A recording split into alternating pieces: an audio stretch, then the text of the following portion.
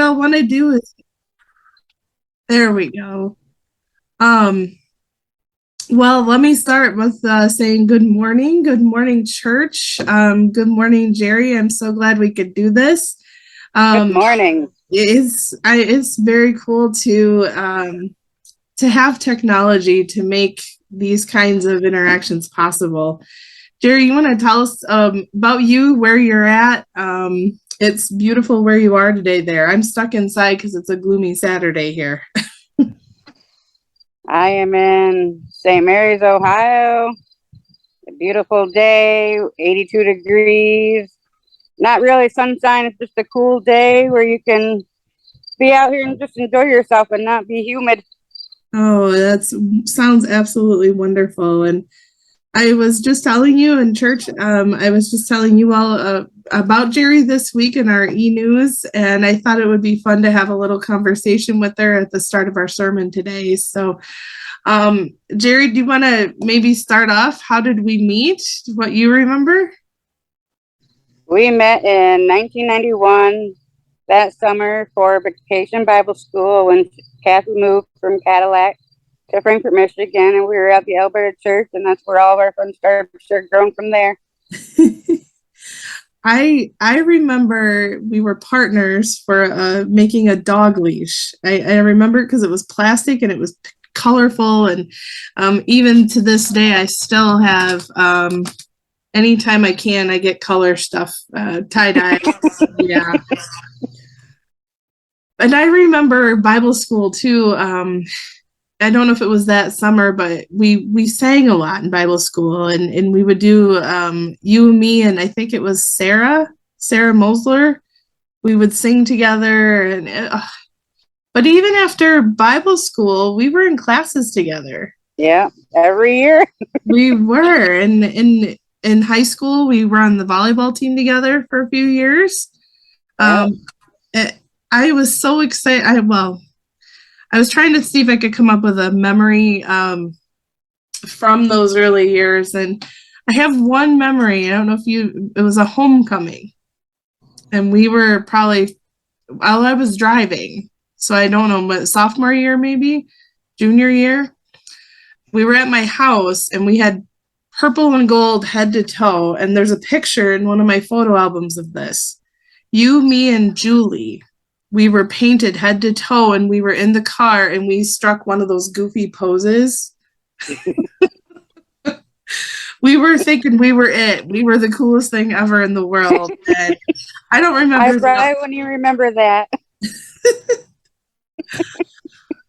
Oh, what did and I'll share too, but what did that our friendship mean back in high school? It just meant so much, you just have somebody to depend on and you could always be there for them. And, that's just that one person that's always there for each other. And I absolutely loved that we had the connection at the church.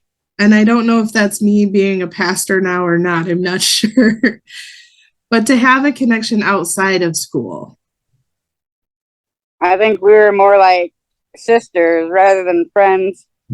In our town was small. Yeah. Yeah, I think there was 20 of us, 30 of us in school together. Yeah. There's I think 31, 32. Small class, everybody knew everybody.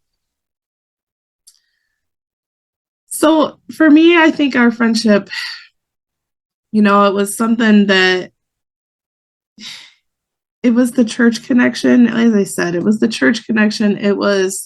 Faith brought us together. It did. It did. And having a common connection. I mean, our values were similar. We had similar activities. Our favorite. Do you remember your favorite teacher? Miss Berg. Yes. Yes. I remember her. Oh my gosh. Always giving us candy bars. Oh my goodness. I remember I learned to play Tetris in Oregon Trail in her classroom. Oh my goodness. Well, I look back on those days and they were very, very special. But I think when you called me to do your wedding, I felt like we had come full circle and be able to do that in our hometown. I was just gonna say, even if it brought us together as an adult, because with us being more like sisters, letting you do my wedding was the best thing ever. There's a story in scripture that we're reading for Sunday, Ruth and Naomi. And Ruth shows up for her mother-in-law. And if I could say anything about friendship is showing up for people and at the special times in their lives. Yep. Maybe not always in person. In these days, it's not always possible to do that in person, especially when you live 3 states away. But to show up when you get like for me, like for this week, when you get a random message from me that says, "Do you want to talk and be on video when we do it?" But to show up in ways that are meaningful and impactful.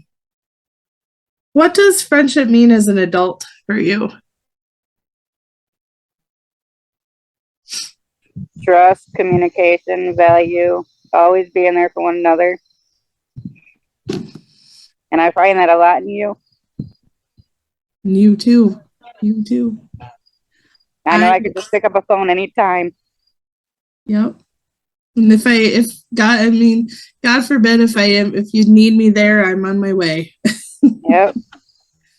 And if you ever come back up north here or come over to Land of Cheese, I'll wear a cheese head for you. you'll fit in very well. Well, if you had any advice for making a friend, what would you say? Make it true. Mm. Let them know you're going to be there for them. Offer authenticity. That's a word that I like to use. It don't. I know I'm going to say this for church, but don't BS your way through it. That's right.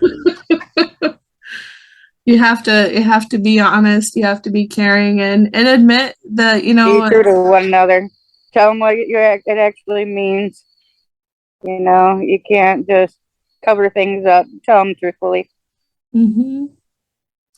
I say this in marriage counseling, but I believe this in a lot of relationships is if the relationship is worth keeping and friendships certainly fall into this, you have nothing to lose with that person. So be vulnerable, be open, be who you want to be.